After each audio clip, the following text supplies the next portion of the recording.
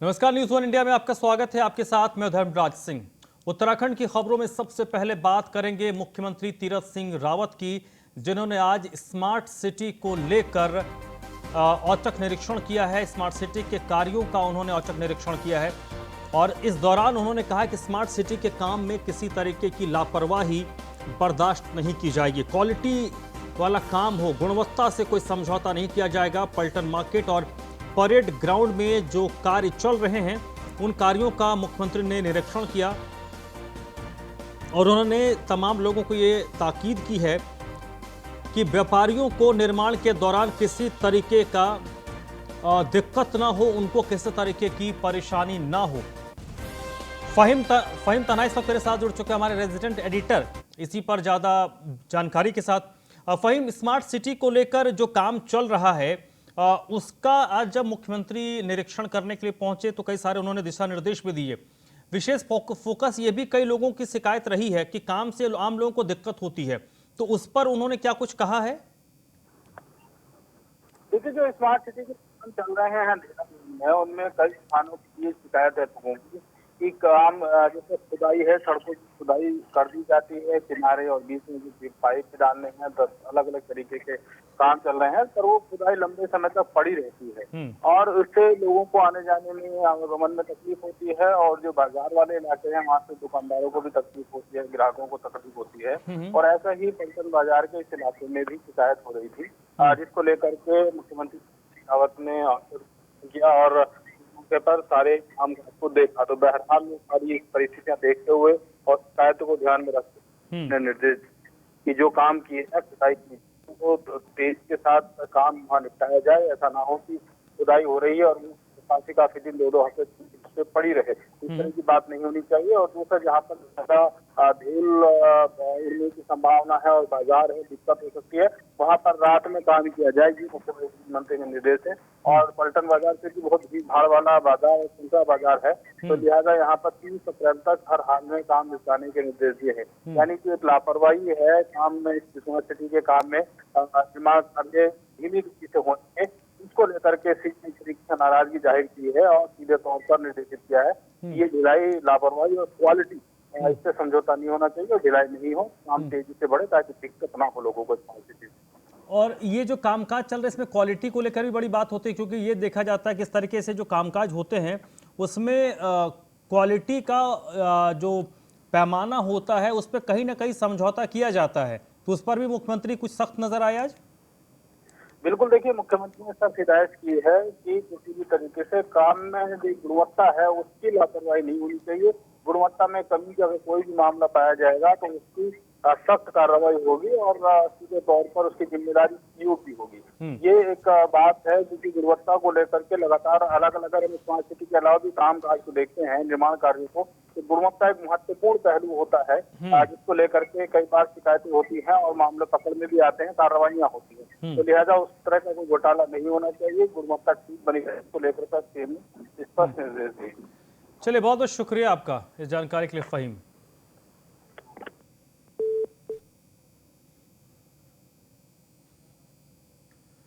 मुख्यमंत्री तीरथ सिंह रावत ने मेयर सुनील उनियाल गामा की मां को श्रद्धांजलि दी है। मेयर की मां का देहांत हुआ था। सुनील उनियाल जो मेयर हैं, उनकी माता के निधन के बाद आज 13वीं के मौके पर मुख्यमंत्री पहुंचे, उनके चित्र पर फूल अर्पित किए। उन्होंने मृत आत्मा की शांति के लिए ईश्वर से कामना की और परिवार के लोगों को ढांढस भी बंधाया।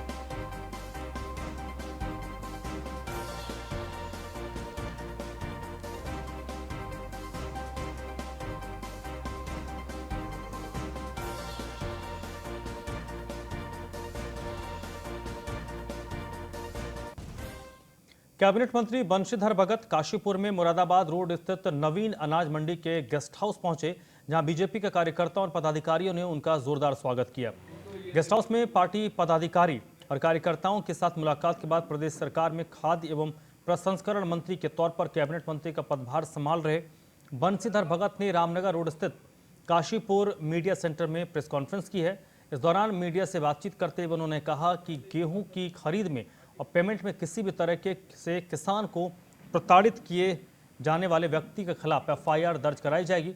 उन्होंने कहा किसानों की पेमेंट की समय सीमा 10 दिन के भीतर ही रखी है।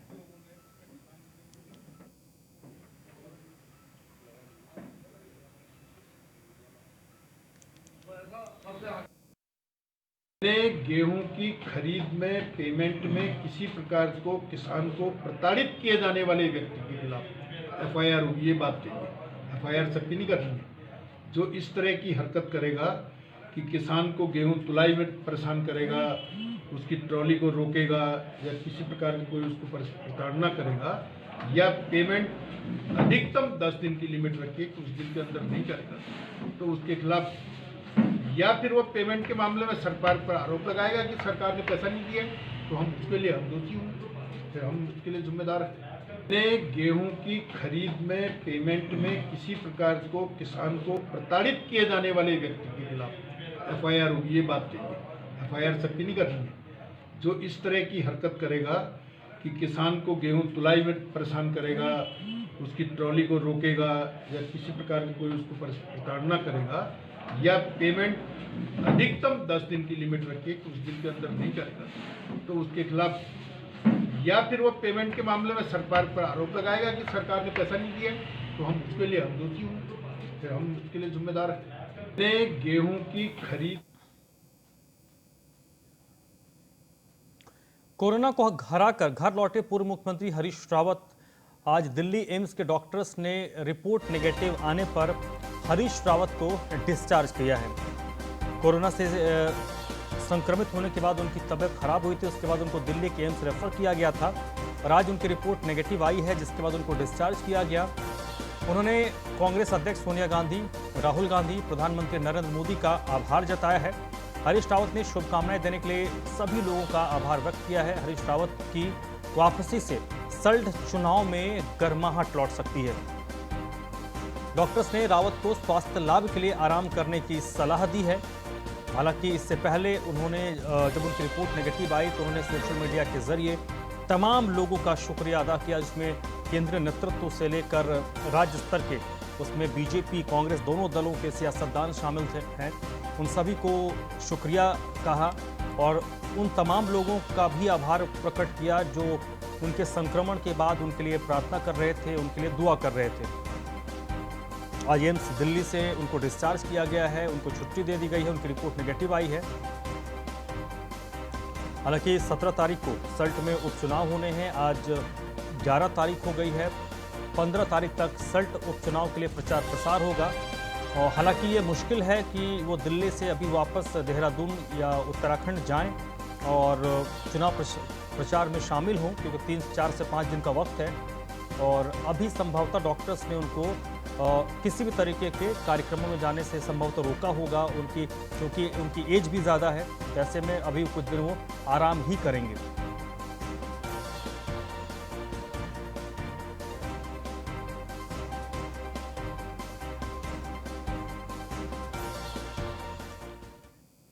पहाड़ों की रानी मसूरी में रविवार दोपहर को नई दिल्ली के पर्यटकों और स्थानीय निवासियों के बीच जमकर मारपीट हो गई। शहर के पिक्चर पैलेस के समीप गाड़ी हटाने को लेकर दो पक्षों में विवाद हो गया, जिसके बाद देखते ही देखते नौबत हाथापाई तक पहुंच गई। मौके पर पहुंचे पुलिस ने किसी तरीके से इस मामले को शांत करवाया। पिक्चर पैलेस पर एक कार खड़े थे जिसमें 3 युवक सवार थे। दिल्ली नंबर की गाड़ी गलत साइड से आ गई। मारुति कार में सवार युवकों ने गाड़ी हटाने के कहने पर दिल्ली से आए पर्यटकों ने स्थानीय निवासियों के साथ हाथापाई की और लाठी डंडों से उन्हें पीटा। मामला बढ़ता देख मौके पर पहुंची पुलिस ने किसी तरह से मामले को शांत कराया। मसूरी कोतवाल देवेंद्र असवाल ने कहा कि पर्यटकों और स्थानीय लोगों में कार की गलत दिशा को लेकर कहा सुनी भी थी। ऐसे में दोनों पक्षों को कोतवाली लाया गया है और तहरीर मिलने के बाद कार्रवाई की जाएगी।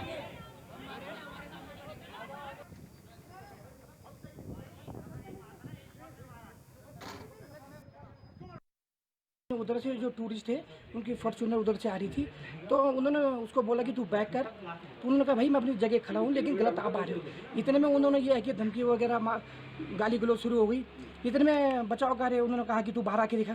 इतने में लोकल बाहर आया, फिर उन्होंने गाली गलौज करी।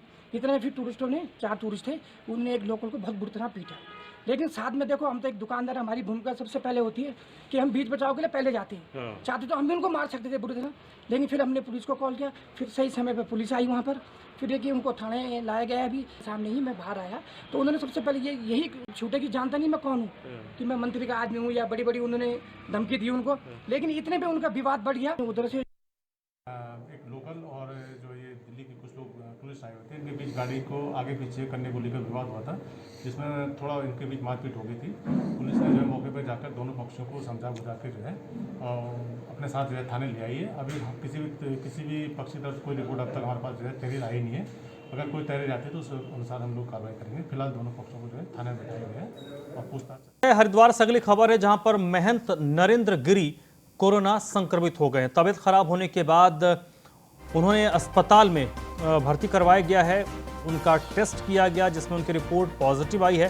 निरंजनी अखाड़े के सचिव महंत रविंद्र पुरी महाराज की भी तबीयत खराब हुई है।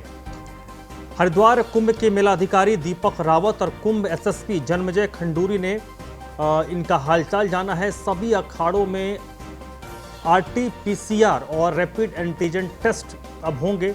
महाकुंभ में आने वाले श्रद्धालुओं की सतर्कता बरतने के निर्देश दिए गए हैं।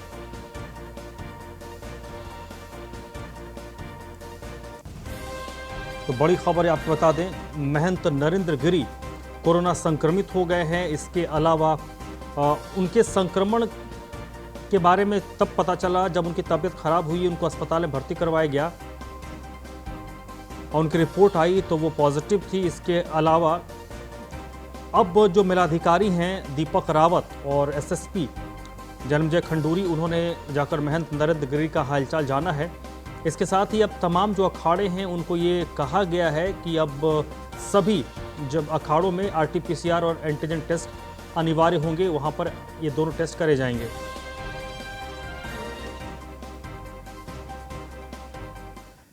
नेपाल नरेश ज्ञानेंद्र वीर विक्रम शाह ने आज संतों का हरिद्वार में आशीर्वाद लिया है। शाही स्नान के दिन उन्होंने हरिद्वार में डुबकी लगाई, मां गंगा की आरती की। वीर विक्रम शाह नेपाल के राजा हैं जिन्होंने दक्षिण काली मंदिर में आज विशेष पूजा अर्चना की। नेपाल सम्राट शाम को निरंजनी अखाड़े पहुंचकर साधु संतों से भी मुलाकात करेंगे।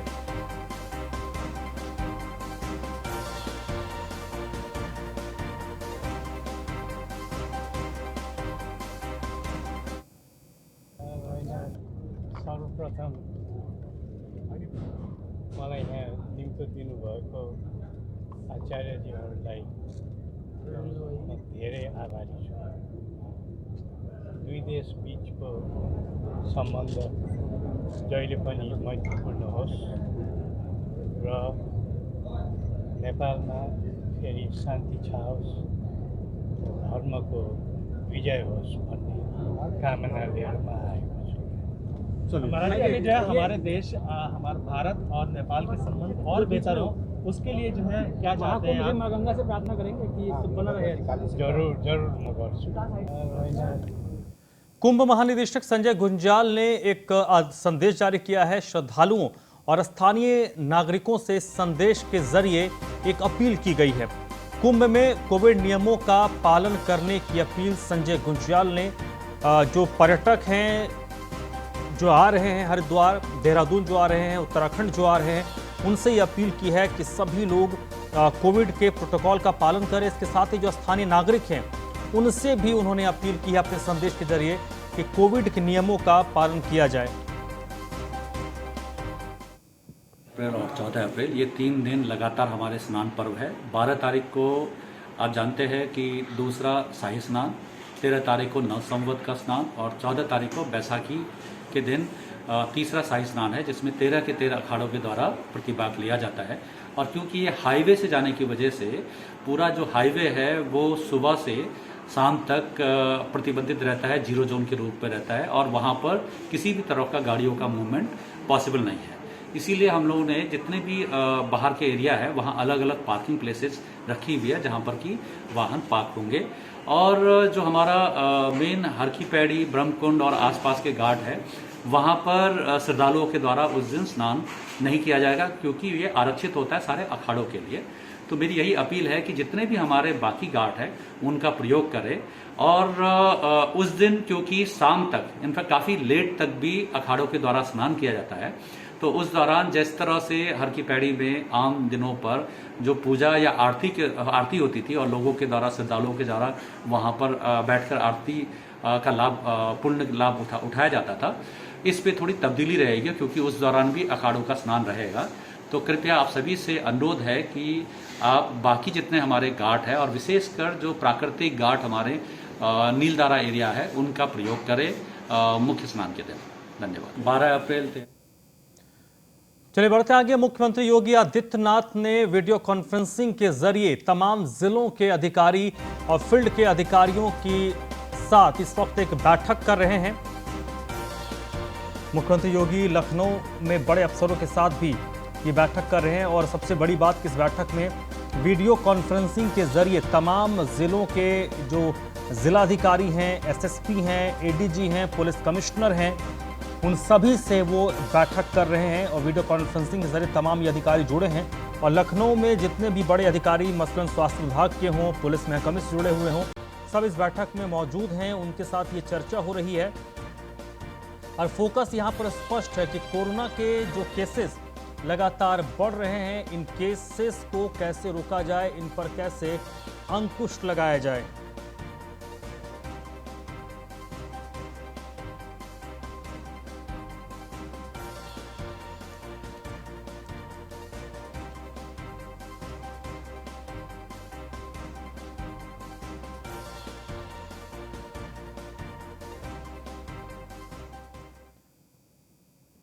मसूरी में लगातार कोरोना संक्रमण के मामले बढ़ रहे हैं। लाल बहादुर शास्त्री प्रशासनिक अकादमी में 3 आईएएस अधिकारी कोरोना संक्रमित हो गए हैं।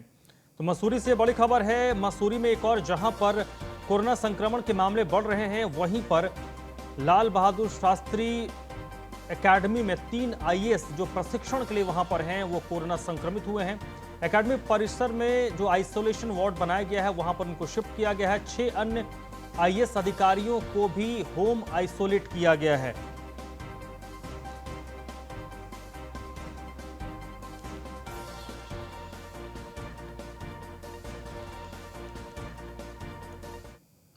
वहीं हरिद्वार के दौरे पर रहेंगे उत्तर प्रदेश के पूर्व मुख्यमंत्री अखिलेश यादव। चंडी टापू पर शंकराचार्य शिविर पहुंचकर स्वामी से उनकी मुलाकात होनी है। स्वामी अविमुक्तेश्वरानंद से उनकी मुलाकात होनी है। नीलधारा में गंगा पूजन और गंगा स्नान का उनका कार्यक्रम होगा। कनखल मठ पहुंचकर शंकराचार्य स्वरूपानंद सरस्वती से भी उन्होंने आशीर्वाद लिया।